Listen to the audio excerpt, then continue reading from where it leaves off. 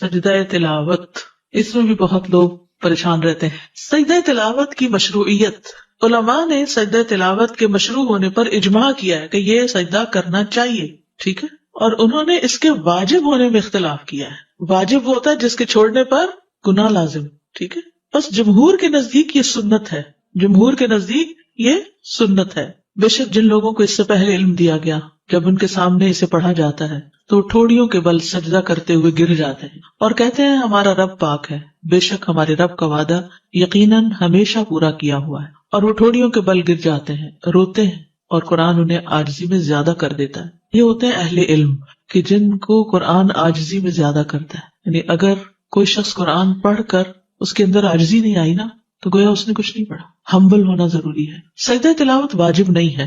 جمہور علماء کے ہاں مشہور ہے کہ تمام کے تمام سجدہ تلاوت سنت ہے، واجب نہیں ہے. جو سجدہ تلاوت کرے تو ایسا کرنا صحیح ہے، اور جو سجدہ تلاوت نہ کرے تو اس کے ذمہ کچھ نہیں ہوگا، جیسے کہ عمر رضی اللہ عنہ سے یہ وارد ہوا ہے. عمر بن خطاب سے روایت ہے، انہوں نے جمعہ کے دن ممبر پر سورۃ النحل تلاوت فرمائی. جب آیت سجدہ پر پہنچے تو ممبر سے نیچے اترے، پھر سجدہ کیا اور لوگوں نے بھی آپ کے ساتھ سجدہ کیا، یعنی سجدہ تلاوت. یہاں تک کہ جب اگلا جمعہ آیا تو آپ نے ممبر پر پھر اسی سورت کی تلاوت فرمائی. جب آیت سجدہ پر پہنچے تو فرمایا، اے لوگو، ہم آیت سجدہ پڑھ رہے ہیں، جس نے اس پر سجدہ کیا اس نے ٹھیک اور درست کام کیا، اور جس نے نہ کیا اس پر کوئی گناہ نہیں. تاہم عمر رضی اللہ عنہ نے سجدہ نہ کیا. وہ لوگوں کو سکھانا چاہتے تھے کہ اس میں آپشن ہے، جو کر سکتا ہے وہ کرے، جس نے نہیں کیا اس کو گناہگار نہ سمجھا جائے. سجدہ تلاوت سنت ہے. تلاوت کرتے ہوئے سجدے والی آیت آنے پر نبی صلی اللہ علیہ وسلم اور آپ کے صحابہ کرام کے نقش قدم پر چلتے ہوئے سجدہ تلاوت کرنا سنت ہے، اس لیے کہ آپ صلی اللہ علیہ وسلم اپنے صحابہ کے درمیان بیٹھ کر تلاوت کرتے، اور جب آپ ایسی آیت سے گزرتے جس میں سجدہ ہوتا تو آپ سجدہ کرتے اور صحابہ بھی آپ کے ساتھ سجدہ کرتے. سجدہ تلاوت کی اہمیت، نبی صلی اللہ علیہ وسلم اور صحابہ کا سجدہ تلاوت کا اہتمام کرنا. ابن عمر سے روایت ہے کہ نبی صلی اللہ علیہ وسلم قرآن کی قرات کرتے تھے، بس آپ اس سورت کی قرات کرتے جس میں سجدہ ہوتا تو آپ سجدہ کرتے اور ہم بھی آپ کے ساتھ سجدہ کرتے، حتیٰ کہ ہمیں سے بعض کو اپنی پیشانی رکھنے کے لیے بھی جگہ نہ ملتی، پورا کراؤڈ جو تھا وہ سجدے میں گر جاتا تو دوسرے کی پیٹھ پہ جیسے سجدہ ہوتا. پھر ابو رافع سے روایت ہے، انہوں نے کہا میں نے ابو ہریرہ کے ہمراہ نماز عشاء ادا کی، انہوں نے نماز میں اذا السماء انشقت کی قرات کی تو اس میں سجدہ کیا. میں نے کہا یہ کیا ہے؟ انہوں نے فرمایا میں نے ابو القاسم کے پیچھے سجدہ کیا صلی اللہ علیہ وسلم، اس لیے میں تو ہمیشہ اس میں سجدہ کرتا رہوں گا یہاں تک کہ آپ سے جا ملوں. سلف صالحین کا اہتمام. شعبی سے مروی ہے، انہوں نے کہا علماء سجدے کو مختصر کرنا ناپسند کرتے تھے، یعنی سجدہ تلاوت بھی پورے اذکار اور تسبیحات کے ساتھ ہونا چاہیے، یعنی جھپکا سا نہیں مارنا چاہیے بلکہ پورا تسبیح پڑھ کے ختم کرنا چاہیے. اور وہ اس بات کو بھی ناپسند کرتے تھے کہ جب وہ آیت سجدہ پر پہنچے تو وہ سجدہ کیے بغیر اس پر سے گزر جائیں. سورۃ نجم کے سجدہ تلاوت پر سب کا سجدہ کرنا. ابن عباس سے روایت ہے کہ نبی صلی اللہ علیہ وسلم نے سورہ نجم میں سجدہ کیا اور آپ کے ہمراہ اس وقت تمام مسلمانوں، مشرکین اور جن و انس نے سجدہ کیا.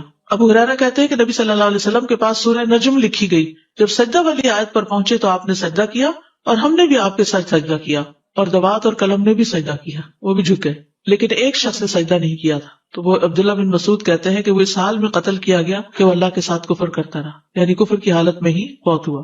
سجدہ تلاوت کرنے پر شیطان کا رونا. ابو ہریرہ سے روایت ہے، انہوں نے کہا کہ رسول اللہ صلی اللہ علیہ وسلم نے فرمایا جب ابن آدم آیت سجدہ کی قرات کرتا ہے پھر سجدہ کرتا ہے تو شیطان روتے ہوئے وہاں سے ہٹ جاتا ہے، وہ کہتا ہے ہائے اس کی ہلاکت. اور ابو قریب کی روایت میں ہائے میری ہلاکت، ابن آدم کو سجدے کا حکم ملا تو اس نے سجدہ کیا، اس کے لیے جنت ہے، اور مجھے سجدے کا حکم ملا تو میں نے انکار کیا، بس میرے لیے آ گئے. تو یاد رکھیے یہی چیز نماز پڑھنے والوں نہ پڑھنے والوں میں فرق کر دیتی ہے. پڑھنے والے ایک طرف ہے، نہ پڑھنے والے ایک طرف ہے. کوئی آدم کے طریقے پہ چل رہے ہیں اور کوئی شیطان کے طریقے پہ چل رہے ہیں. جسے آپ بچوں وغیرہ کو کہتے ہیں نا نماز پڑھو اس کی ہمیں، تو ہر وقت یہ لفظ نہ بولا کریں نماز پڑھو. کبھی بیٹھے ہو اچھے موڈ میں تو کریں اچھا یہ بتاؤ کہ اگر تمہارے پاس چوائس ہو تو تم آدم علیہ السلام کے طریقے پہ چلو گے یا شیطان کے طریقے پہ. تو ہو سکتا ہے پہلے تو اس کو سوال ہی سمجھ نہ آئے کہ کیا مطلب. تو آپ کہیں گے آدم علیہ السلام کا جب حکم ملا تھا تو انہوں نے سجدہ کیا تھا، اور شیطان کو حکم ملا تو اس نے نہیں کیا تھا، تو تم کیا کرنا چاہتے ہو، تم اپنے لیے کیا پسند کرو گے. ایسے سوال ضمیر جگاتے ہیں، سوچنے پر مجبور کرتے ہیں، چوائس دیتے ہیں، اور پھر عمل کرنا آسان ہوتا ہے. تو لوگوں کو ضمیر جگایا کرے، ان کی انا نہیں جگایا کرے. کسی بھی معاملے میں جب کسی کی انا جاگ پڑتی ہے نا تو اس کو پھر کنٹرول کرنا بڑا مشکل ہے، اس کو سمجھانا بڑا مشکل ہے. اور جب ضمیر جاگتا ہے تو لوگوں کے دل پگھلنے لگتے ہیں، پھر وہ اس کو لے لیتے ہیں. اور اس کے لیے صرف حکم دینے کی بجائے اور آرگیو کرنے کی بجائے اور دلیل لانے کی بجائے اور بحث کرنے کی بجائے خیر خواہی کے ساتھ دل کی پوری سنجیدگی کے ساتھ سوال کیا تاکہ دوسرا بات سمجھ جائے. کیونکہ اصل ہمارا مقصد کیا ہے کہ یہ شخص مشکل سے بچ جائے کسی طرح, ورنہ ہمیں کیا لگے اس کی مرضی جو چاہے کرتا ہے, پر چین نہیں آتا نا, کیسے چھوڑ دیں. اور پھر اس شخص کے گھر میں ہونے کی وجہ سے پورے گھر میں ایک نحوست, اگر ایک بندہ بھی نہیں پڑھتا گھر میں نماز تو گھر میں نحوست ہے. اور پھر وتواصوا بالحق وتواصوا بالصبر ہمارا فرض ہے. جب ہم فرض ادا کر دیں گے تو پھر اللہ تعالیٰ اس مصیبت کو ٹال دے گا, کیونکہ امر بالمعروف نہ کرے پھر پکڑ. ایک عورت نے اپنا طریقہ لکھا ہوتا, کہیں پڑھا تھا میں نے, کہ وہ اپنا ہاتھ بھگوتی, اس کو خوشبو لگاتی اور پھر پیار سے اپنے شوہر کے چہرے پر ہاتھ پھیرتی تو اٹھ جاتا, اس کو اٹھتے اٹھتے اچھے خوشبودار ہاتھ کے لمس ملتا تو اٹھ جاتا. پھر ایک چائے کا کپ بنا دے, بس ضمیر جگاتے ہیں. دعا کریں, دعا بہت ضروری ہے. ریسنٹلی کسی سے میری ملاقات ہوئی تو کہنے لگے میرے والد 80 سال کی عمر کے اور اب جا کر انہوں نے تھوڑا سا اس طرف توجہ کی ہے. مدر ان کی لیکچر لگا دیتی تھی اور وہ بھی ساتھ تھوڑا بہت سنتے تھے, تو ان کے اندر بھی ہلچل ہو گئی. اللہ کے ہاتھ میں ہدایت ہے, پتہ نہیں کب پلٹ جائیں اور پچھلے ساری گناہ معاف ہو جائے. ہمارا کام تو دعا اور کوشش. سجدہ تلاوت والی آیات سے سجدہ کیے بغیر نہ گزرنا. عقبہ بن عامر کہتے کہ میں نے رسول اللہ صلی اللہ علیہ وسلم سے کہا, اللہ کے رسول کیا سورہ الحج میں 2 سجدے ہیں؟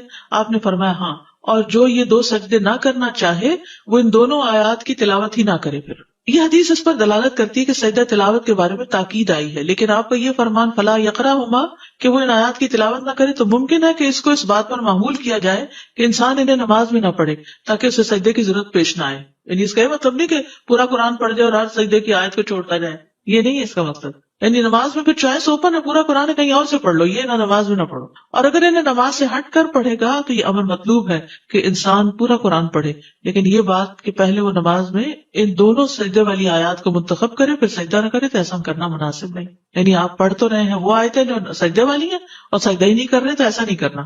یا آپ کا مقصد یہ تھا کہ اس کی اہمیت بہت ہے اور اس میں تاخیر نہیں کرنی چاہیے. سجدہ تلاوت کا طریقہ نمبر 1 طہارت. اس میں کوئی شک نہیں کہ زیادہ افضل یہی ہے کہ انسان وضو کر لے, یعنی وضو سے ہو. لیکن اگر وضو نہیں تو سجدہ نہ چھوڑے, سجدہ کر لے. سجدہ تلاوت کے لیے طہارت کی شرط نہیں لگائی جائے گی, کیونکہ انسان جنابت کے علاوہ تمام حالات میں قرآن پڑھ سکتا ہے, اور اگر سجدہ کی آیت آ جائے تو وہ سجدہ کرے گا, خواہ وہ طہارت کی حالت میں ہو یا نہ ہو. قبلہ رخ ہونا ممکن ہو تو قبلہ رخ ہو جائے, لیکن اگر مشقت ہو اس میں نہ ہو پائے تو جدھر بھی رخ ہو سجدہ کر سکتا ہے انسان. لیکن مسنون طریقہ یہی ہے کہ اگر ممکن ہو تو سجدہ تلاوت کے لیے قبلہ رخ ہوا جائے. امام زہری کہتے ہیں کہ اگر تم حالت اقامت میں سجدہ کرو, یعنی گھر پہ ہو, مسجد میں ہو, تو قبلے کی طرف رخ کر کے کرو, اور اگر تم سوار ہو تو پھر جدھر تمہارا رخ ہو اس میں تم پر کوئی مواخذہ نہیں. تکبیر کہنا ابو قلابہ اور ابن سیرین سے مروی ہے, ان دونوں کا کہنا ہے کہ جب آدمی نماز کے علاوہ سجدہ تلاوت کرے گا تو اللہ اکبر کہے گا. ٹھیک ہے, آپ قرآن پڑھ رہے ہیں, پڑھتے پڑھتے آیت سجدہ آ گئی تو آپ کیا کریں گے, اللہ اکبر کہہ کے سجدے میں جائیں گے. لیکن بعد میں سلام کی ضرورت نہیں, جب سجدے سے سر اٹھائیں گے تو سلام نہیں کریں گے. اور یہ ایک ہی سجدہ ہے, 2 نہیں ہے. سجدہ صاحب 2 سجدے ہیں, لیکن سجدہ تلاوت 1 سجدہ ہے. سجدہ تلاوت میں سلام کرنا مشروع نہیں. ابن تیمیہ کہتے ہیں سجدہ تلاوت اور سجدہ شکر کے بارے میں کسی ایک نے بھی نبی صلی اللہ علیہ وسلم یا صحابی سے یہ نقل نہیں کیا کہ ان میں سلام بھی ہوگا, اور نہ ہی صحابہ سلام پھیرتے تھے. ٹھیک, یہ ہے نماز کے باہر سجدہ تلاوت کا طریقہ. نماز کے اندر سجدہ تلاوت کا طریقہ تکبیر کہہ کر سجدے میں جانا. سجدہ تلاوت میں جانے اور اٹھنے کے لیے تکبیر کہنا. مثلا آپ سورت اذا السماء انشقت پڑھی ہے تو سجدے والی جگہ پہ پہنچ کے آپ اللہ اکبر کہہ کے سیدھے نیچے چلے جائیں گے سجدے میں, رکوع نہیں کریں گے, ڈائریکٹ سجدہ کریں گے. اور جب سجدہ کر لیں گے تو اٹھتے ہوئے پھر کیا کہیں گے, اللہ اکبر کہیں گے. اگر سورت کے آخر میں سجدہ ہو, مثلاً کون سی سورت الگ, تو پھر کیا کریں گے. اگر سورت کے آخر میں سجدہ ہو اور مزید تلاوت نہ کرنی ہو تو پہلے سجدے کے لیے تکبیر کہی جائے گی, سجدہ تلاوت ادا ہوگا, پھر تکبیر کہہ کر اٹھا جائے گا, اور کھڑے ہو کر رکوع کے لیے تکبیر کہہ کے رکوع پہ جایا جائے گا. یعنی یہ سجدہ الگ کیا جائے گا اور پھر کھڑے ہو کے رکوع کر کے دوبارہ پھر وہ سجدے اور آگے نماز کنٹینیو کی جائے گی. واضح؟ اوکے. ابن عثیمین کہتے ہیں نماز میں سجدہ تلاوت بالکل اسی طرح ہے جیسے نماز میں عام سجدہ ہوتا ہے. کیسے ہے؟ جیسے عام سجدہ ہوتا ہے نماز کا, ویسے ہی سجدہ تلاوت ہے. نہیں سمجھ آئی؟ جیسے نماز کا سجدہ کرتے ہیں ویسے ہی سجدہ تلاوت ہوتا ہے. آپ سمجھ آ گئی؟ اوکے. یعنی سجدہ تلاوت میں جانے اور اٹھنے کے لیے تکبیر کہے, اور اس میں کوئی فرق نہیں کہ سجدہ تلاوت قرات کی آخری آیت میں آیا ہو اور اس کے بعد سورت ختم ہو گئی ہو یا قرات کے درمیان میں آؤ، جب بھی وہ سجدے میں جائے گا تکبیر کہہ کے ہی جائے گا. پھر جب رکوع کرنے لگے تو اس وقت رکوع کے لیے تکبیر کہے. یہاں 2 تکبیرات مسلسل کہنے پر کوئی حرج نہیں، کیونکہ ہر تکبیر کا سبب الگ الگ ہے. واضح. سجدہ تلاوت کی مسنون دعائیں. حضرت عائشہ سے مروی ہے، وہ کہتی ہے کہ رسول اللہ صلی اللہ علیہ وسلم رات کو قرآن کے سجدوں میں سجدہ کرتے ہوئے یہ دعا تکرار سے پڑھا کرتے تھے. ایک دفعہ نہیں، کئی بار.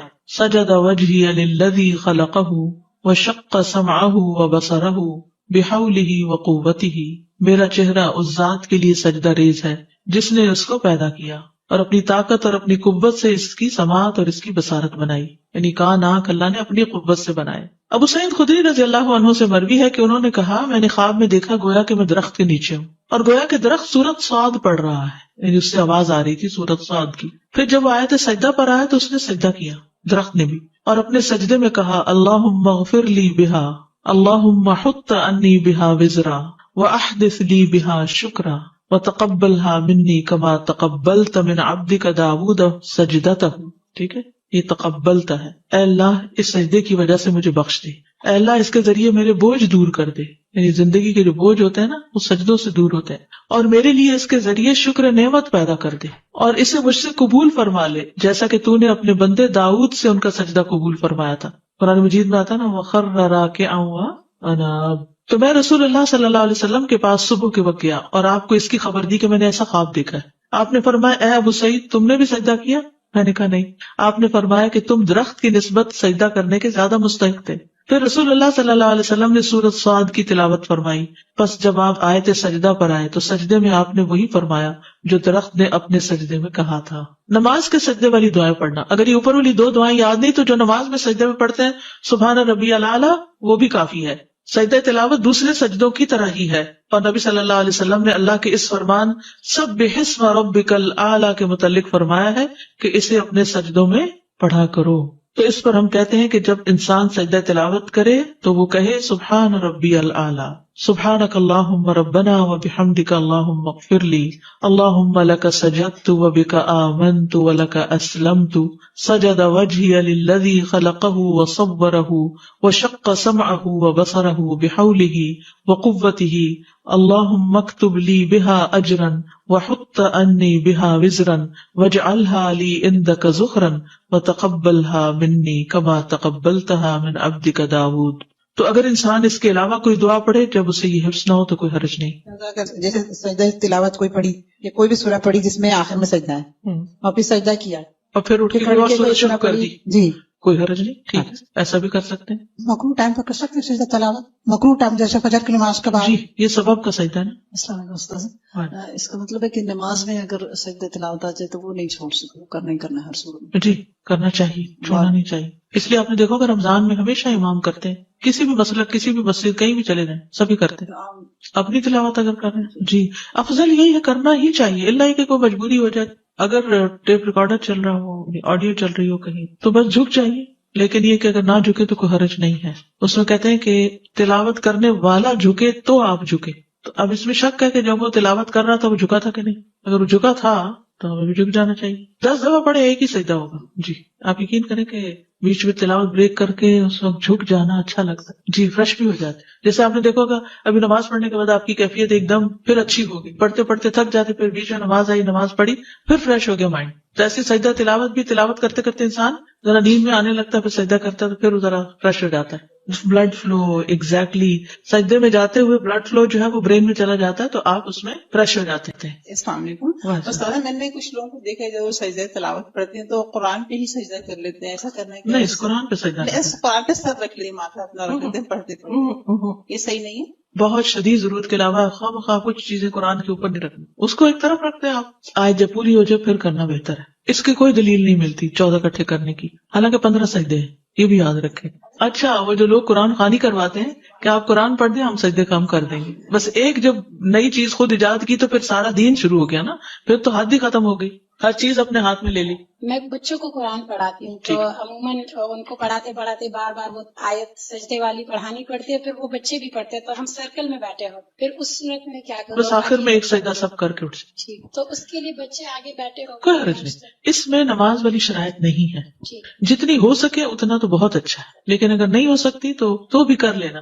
یعنی اصل کیا ہے کہ سجدے والی بات آئی اور ہم جھک گئے تو آؤ جھک جائیں، بس اتنی سی بات ہے. سجدہ شکر، سجدہ شکر کی اہمیت. سجدہ شکر ان عظیم عبادات میں سے ہے جن کے ذریعے بندہ اللہ جل و علا کا شکر ادا کرتا ہے، کیونکہ اس میں اپنے جسم کا سب سے معزز ترین حصہ یعنی چہرہ زمین پر رکھ کر اللہ کے لیے خضوع اختیار کیا جاتا ہے، اور اس کے ذریعے دل اور زبان اور تمام اعضاء سے اللہ کا شکر ادا کیا جاتا ہے. نبی صلی اللہ علیہ وسلم کا خوشی ملنے پر سجدہ شکر ادا کرنا. ابو بکرہ سے مروی ہے کہ نبی صلی اللہ علیہ وسلم سے روایت کرتے ہیں کہ جب آپ کے پاس کوئی خوشی والی خبر آتی یا آپ کو کسی بات کی خوشخبری دی جاتی تو آپ فوراً اللہ کا شکر ادا کرنے کے لیے سجدے میں گر پڑتے. ہم نے زندگی میں کتنی دفعہ ایسا کیا، کتنی ہی گڈ نیوز سنی ہوگی، کتنی ہی خوشخبریاں سنی ہوگی، کبھی بچے کی ولادت کی، کبھی کسی بچے کی کامیابی کی، کبھی کسی کی شادی کی، لیکن ہم خوشی کا اظہار عموماً اللہ کی نافرمانی سے کرتے ہیں، جبکہ خوشی کا اظہار اللہ کی فرمانبرداری سے اور اس طریقے اور اس کام سے کرنا چاہیے جو انسان کو اللہ کے قریب کر دیتا ہے. نبی صلی اللہ علیہ وسلم کا ایک موقع پر لمبا سجدہ شکر ادا کرنا.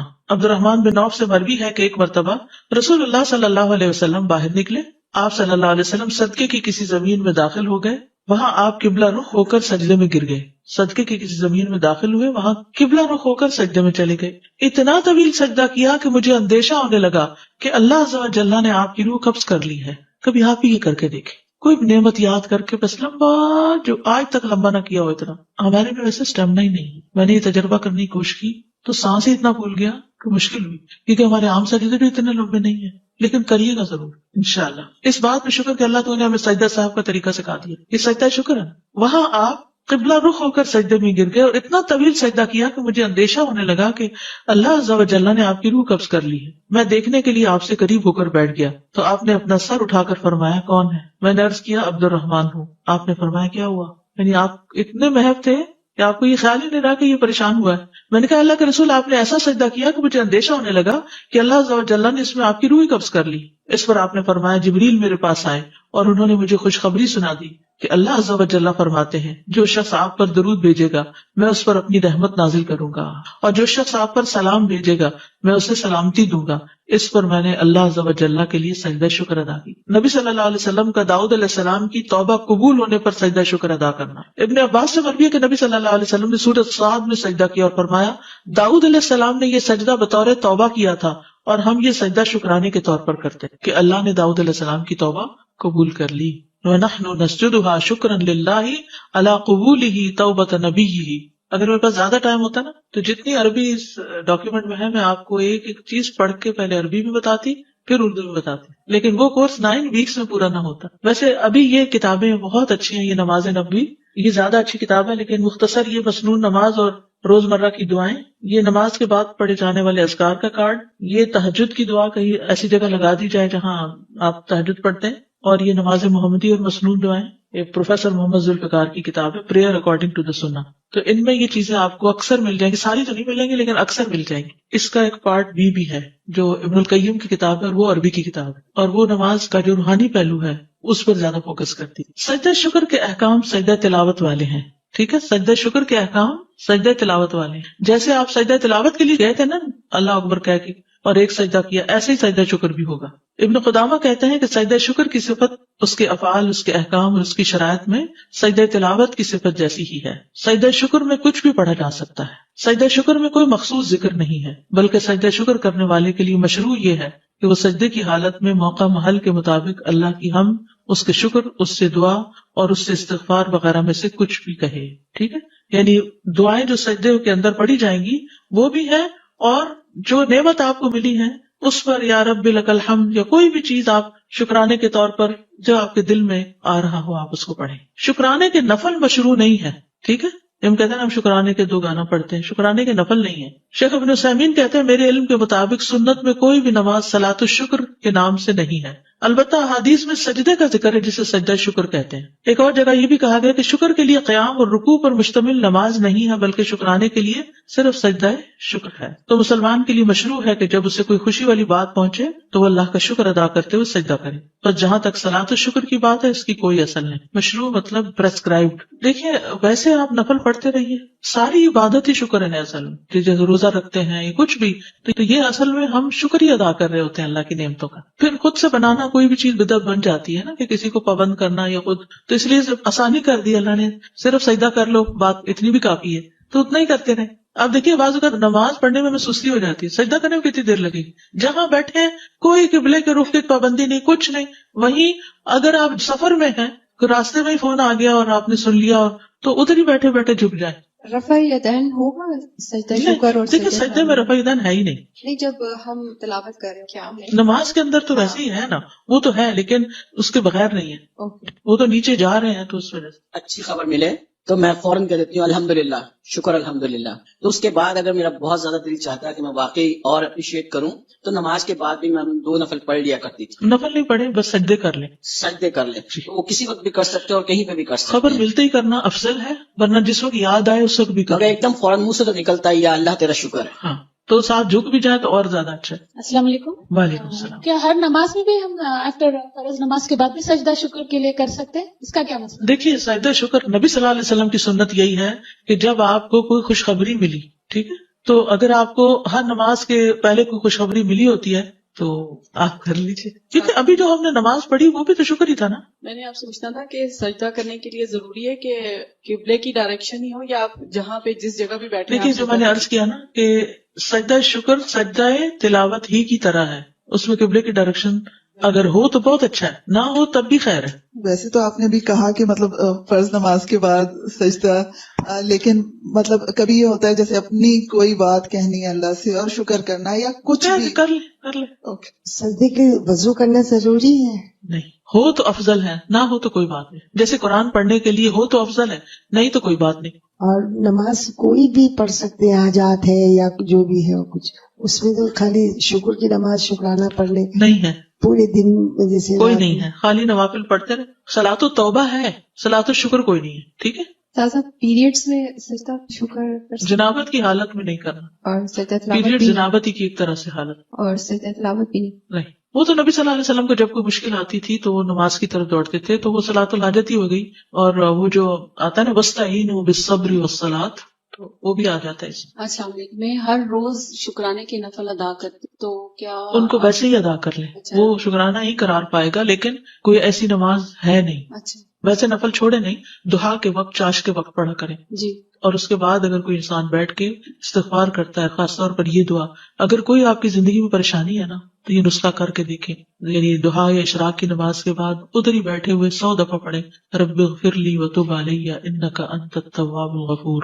ٹھیک ہے, رب اغفر لی وتب علی, اللہ مجھے معاف کر دے اور مجھ پہ مہربان ہو جا, انک انت التواب الغفور, تو تواب بھی ہے اور غفور بھی ہے. ساتھ جیسے ہم فجر کی نماز پڑھ کے ہم ادھر ہی بیٹھے رہتے ہیں, آپ کہتے ہیں ذکر کریں, تو پھر وہ عشاء کے 2 نفل پڑھ کے جی. اٹھ جائیں, تو پھر ہمیں چاش کی نماز دوبارہ پڑھنی ہوگی 10 بجے, جو چاش کے 4 نفل ہیں پڑھ سکتے ہیں دوبارہ, اگر نہ پڑھنا چاہیں تو یہ ایک دفعہ پڑھی ہوئی کافی ہے. کافی. یہ بھی سجدہ تلاوت کی طرح سبب کا سجدہ ہوگا, اور اس میں بھی اللہ اکبر کہہ کے سجدہ کرنا ہے. اٹھتے ہوئے نہیں اللہ اکبر کہنا, صرف جاتے ہوئے. تو پھر جب سجدہ تلاوت کریں گے نماز کے علاوہ تو اس میں بھی جاتے ہوئے اللہ اکبر کہنا ہے, لیکن اٹھتے ہوئے نہیں. ہاں, ان سجدوں میں اپنی لینگویج میں باتیں کر سکتے ہیں. جیسے آپ فجر کی نماز پڑھی, بیٹھے رہے تلاوت کر رہے ہیں, ذکر اذکار کر رہے ہیں, سورج بلند ہو گیا, پھر آپ 2 نفل پڑھتے ہیں, پھر بیٹھ کے یہ دعا کرتے ہیں, کیونکہ یہ بڑا قیمتی وقت ہوتا ہے.